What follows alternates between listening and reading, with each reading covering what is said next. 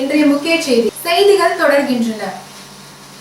புதுச்சேரி சட்டப்பேரவைக்கு தேர்ந்தெடுக்கப்பட்ட புதிய சட்டமன்ற உறுப்பினர்களுக்கான பயிற்சி முகாம் சபாநாயகர் கலந்து கொண்டு பல்வேறு குறிப்புகளை வழங்கினார். புதுச்சேரி மாநில சட்டப்பேரவையில் எவ்வாறு செயல்படுவது குறித்து புதிய சட்டமன்ற உறுப்பினர்களுக்கான சிறப்பு பயிற்சி முகாம் சபாநாயகர் லட்சுமி நாராயணன் தலைமையில் நடைபெற்றது.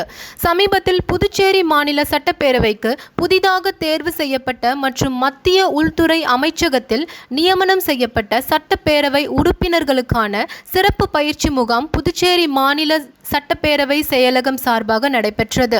இந்த முக்கிய பயிற்சி முகாமிற்கு சட்டப்பேரவையின் தற்காலிக சபாநாயகர் லட்சுமி நாராயணன் தலைமை தாங்கினார்.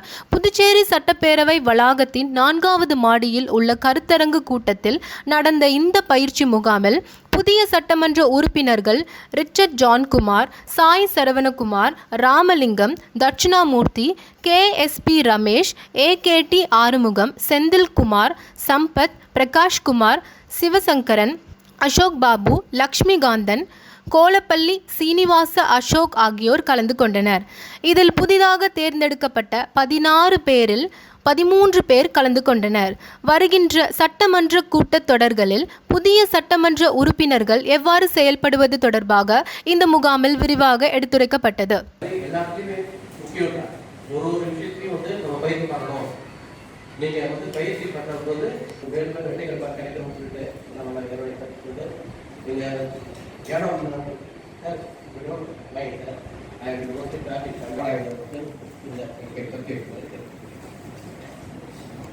காலாப்பட்டு தொகுதிக்குட்பட்ட ஆலங்குப்பம் சஞ்சீவ் நகர் பகுதியில் தடுப்பூசி முகாமினை துணைநிலை ஆளுநர் தொடங்கி வைத்தார். கொரோனா தடுப்பூசி என்ற திட்டத்தின் கீழ் காலாப்பட்டு தொகுதி ஆலங்குப்பம் பகுதியில் அமைந்துள்ள ஆரம்ப சுகாதார நிலையத்தில் 45 வயதிற்கு மேற்பட்டோருக்கு கொரோனா தடுப்பூசி அளிக்கும் முகாமினை துணைநிலை ஆளுநர் டாக்டர் தமிழிசை சவுந்தரராஜன், காலாப்பட்டு தொகுதியின் பாரதிய ஜனதா கட்சியின் சட்டமன்ற உறுப்பினர் கல்யாணசுந்தரம், சுகாதாரத்துறை செயலாளர் டாக்டர் அருண் IAS அவர்கள் துவங்கி வைத்தார். முகாமில் ஆலங்குப்பம், சஞ்சீவ் நகர், அன்னை நகர் பகுதிகளில் வசிக்கும் மக்கள் பெருந்திரளாக கலந்து கொண்டு தடுப்பூசி போட்டுக்கொண்டனர். முகாமிற்கு வருகை தந்த துணைநிலை ஆளுநரிடம் தொகுதியின் சட்டமன்ற உறுப்பினர் இப்பகுதியில் வசிக்கும் கைவினை பொருட்கள் செய்யும் தொழிலாளர்களின் வருமானத்தை பெருக்கும் வகையில் ஆந்திர பிரதேச மாநிலம் ஹைதராபாத் நகரில் ஷில்பாராம் திட்டத்தின் கீழ் கைவினை பொருட்கள் கண்காட்சி போன்ற ஆலங்குப்பம் ஏரிக்கரை பகுதியிலும் அமைத்து தர வேண்டும் என்று கோரிக்கை மனுவை வழங்கினார். உத்தரவால் தங்களின் வாழ்வாதாரத்தை இழந்து தவிக்கும் ஏழை எளிய மக்களுக்கு பல்வேறு அரசியல் கட்சியினரும் சட்டமன்ற உறுப்பினர்களும் சமூக ஆர்வலர்களும் நிவாரண உதவிகளை வழங்கி வருகின்றனர். கொரோனா ஊரடங்கு உத்தரவால் தங்களின் வாழ்வாதாரத்தை இழந்து தவிக்கும் ஏழை எளிய மக்களுக்கு பல்வேறு அரசியல் கட்சியினரும் சட்டமன்ற உறுப்பினர்களும் சமூக ஆர்வலர்களும் நிவாரண உதவிகளை வழங்கி வருகின்றனர். அந்த வகையில் அரியாங்குப்பம் தொகுதி அரியாங்குப்பம் அன்பு அறக்கட்டளை சார்பில் பொதுமக்களுக்கு தலா 5 கிலோ விலையில்லா அரிசி வழங்கும் நிகழ்ச்சி நடைபெற்றது. முதலமைச்சர் ரங்கசாமி மற்றும் முன்னாள் அமைச்சர் நமச்சிவாயம் ஆகியோரின் அறிவுறுத்தலின்படி அரியாங்குப்பம் தொகுதி சட்டமன்ற உறுப்பினர் பாஸ்கர் என்கிற தட்சிணாமூர்த்தியின் வழிகாட்டுதலின்படி முன்னாள் துணை சபாநாயகர் பக்தவச்சலம் NR காங்கிரஸ் சேர்ந்த புவனா என்கிற புவனேஸ்வரன் ஆகியோரது தலைமையில் அன்பு அறக்கட்டளையின் தலைவர் அன்பரசு அரியாங்குப்பம் தொகுதி முழுவதும் வீடு வீடாக சென்று விலையில்லா அரிசியை வழங்கினார். மேலும் இந்நிகழ்ச்சியில் அரியாங்குப்பம் பகுதியை சேர்ந்த NR காங்கிரஸ் நிர்வாகிகள், பொறுப்பாளர்கள், இளைஞர்கள், ஊர் பொதுமக்கள் பலரும் கலந்து கொண்டு நிகழ்ச்சியை சிறப்பித்தனர்.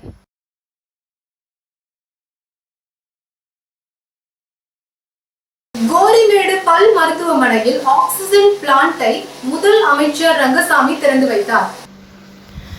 புதுச்சேரியில் கொரோனா நோயால் பாதிக்கப்பட்டு அனுமதிக்கப்பட்டு சிகிச்சை பெற்று வரும் நோயாளிகளுக்கு தேவைப்படும் ஆக்சிஜனை தயாரிக்கும் பிரஷரைஸ்ட் ஸ்விங் அப்சார்ப்ஷன் பிளான்ட் பிரதம மந்திரி திட்டத்தில் இருந்து புதுச்சேரி யூனியன் பிரதேசத்திற்கு 6 ஒதுக்கப்பட்டு உள்ளது. இதில் மகாத்மா காந்தி பல் மருத்துவமனை கல்லூரி மருத்துவமனையில் கட்டி முடிக்கப்பட்ட ஆக்சிஜன் பிளான்ட்டை முதலமைச்சர் ரங்கசாமி அவர்கள் திறந்து வைத்தார். உடன் சட்டமன்ற உறுப்பினர்கள் AKT ஆறுமுகம், ரமேஷ், சுகாதாரத்துறை செயலாளர் doctor Arun IAS, Vikranth IAS, துணை வட்டாட்சியர் சுகாதாரத்துறை இயக்குனர் டாக்டர் எஸ் மோகன்குமார், நோடல் அதிகாரி டாக்டர் ரமேஷ், மருத்துவக் கல்லூரி dean doctor Kennedy Babu, doctor Srinivasan ஆகியோர் கலந்து கொண்டனர். இதன் மூலம் இங்கு 46 ஆக்சிஜன் வசதியுடன் கூடிய படுக்கை வசதிகள் ஏற்படுத்தி கொரோனா நோயாளிகளுக்கு சிகிச்சை அளிக்க முடியும். புதுச்சேரி மத்திய சிறையில் அடைக்கப்பட்டுள்ள கைதிகளுக்கு கொரோனா தடுப்பூசி செலுத்தப்பட்டது. புதுச்சேரியில் நாளுக்கு நாள் கொரோனா தொற்று அதிகரித்து வருகிறது.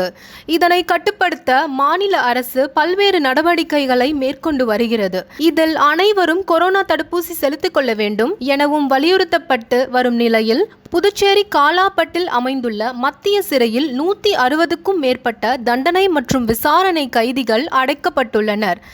இதில் கடந்த மாதம் 70 தண்டனை கைதிகளுக்கும் 5 சிறை வார்டன்களுக்கும் கொரோனா தொற்று உறுதி செய்யப்பட்டு அவர்களுக்கு சிகிச்சை அளிக்கப்பட்டது.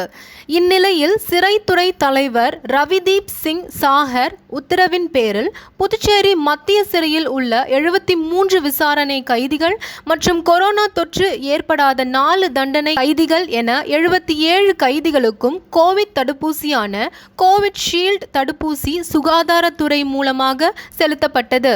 மேலும் கொரோனா பாதிப்பு ஏற்பட்ட 70 தண்டனை கைதிகளுக்கும் 3 மாதத்திற்கு பிறகு தடுப்பூசி செலுத்தப்படும் என சிறைத்துறை தகவல் தெரிவித்துள்ளது.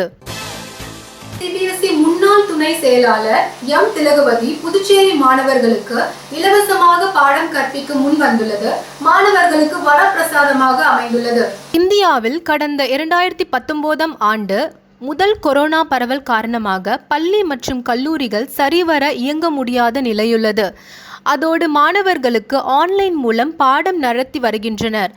ஒரு சில பள்ளி மாணவர்களுக்கு ஆன்லைன் பாடம் கற்பதற்கு தேவையான ஸ்மார்ட் போன் ஆன்லைன் வசதிகள் இல்லாததால் ஆசிரியர்கள் டிவி மூலம் பாடம் கற்பித்து வருகின்றனர். இந்நிலையில் டெல்லி சிபிஎஸ்இ முன்னாள் உதவி செயலாளர் எம் திலகவதி மாணவர்களுக்கு இலவசமாக பாடம் கற்பிக்க முன்வந்துள்ளது மாணவர்களுக்கு வரப்பிரசாதமாக அமைந்துள்ளது. டெல்லியின் சிபிஎஸ்இ முன்னாள் உதவி செயலாளர் ஓய்வு பெற்ற அதிகாரி டாக்டர் எம் திலகவதி தனது சொந்த ஊரான புதுச்சேரிக்கு குடிபெயர்ந்துள்ளார். பள்ளி கல்வித்துறையில் அனைத்து மாவட்டங்களிலும் கற்பித்தல் மற்றும் பயிற்சி அளிப்பதில் அவருக்கு பரந்த அறிவு மற்றும் அனுபவம் உள்ளது. டெல்லி பிராந்தியத்தின் சிபிஎஸ்இ பயிற்சி பிரிவில் பணியாற்றி வந்த அவர் இந்த பிராந்தியத்தின் பல ஆசிரியர்களுக்கு பயிற்சி அளித்துள்ளார். இப்பொழுது புதுச்சேரியில் குடியேறின பின்னர் சிபிஎஸ்இயில் தான் பெற்ற அனுபவங்களை மற்றவர்களுக்கு பயனுள்ளதாக வேண்டும் என நினைத்து அவர் மாணவர்களுக்கும் பெற்றோர்களுக்கும் ஆன்லைனில் கற்பிக்க முன்வந்துள்ளார். அவர் தனது தொடர்பு எண்ணை பகிர்ந்துள்ளார். ஆர்வமுள்ள பெற்றோர்களும் மாணவர்களும் இந்த இலவச ஆன்லைன் அமர்வுகளின் பயன்களை இந்த கொரோனா காலத்தில் பெறலாம் என அவர் தெரிவித்துள்ளார். I have planned to start some online sessions for parents and students. So why don't you join with my sessions and bring up your children what they are missing in these days. So I have planned some online sessions for the students. So in this regard, you can contact me through the contact number which I will be sharing in this interview. And this is purely on free basis I have started. So those parents and students, those who are interested, you may kindly join our session. I mean, I believe to end my session, service to humanity is ever true nobility. So I want to do something to the mankind during this pandemic situation. Puducherry பத்திரிகையாளர்கள் சார்பில் ஏழை எளிய மக்களுக்கு இலவச உணவுகள் வழங்கப்பட்டது. Corona காலங்களில் ஏழை எளிய மக்களுக்கு பல்வேறு தொண்டு நிறுவனங்கள், சமூக அமைப்புகள் என பலரும் உதவிகளை செய்து வருகின்றனர். இந்நிலையில் புதுச்சேரியை சேர்ந்த பத்திரிகையாளர்கள் ஒன்றிணைந்து உணவு பொட்டலம், கிருமி நாசினி மற்றும் முகக்கவசம் ஆகியவைகள் தினந்தோறும் வழங்கி வருகின்றனர். இந்நிலையில் தமிழ்நாடு பத்திரிகையாளர்கள் சார்பில் இலவச உணவு சுமார் 200 பேருக்கு வழங்கப்பட்டது. இதில் பத்திரிகையாளர்கள் பலர் திரளாக கலந்து கொண்டனர். செய்திகள் நிறைவடைந்தன. நன்றி.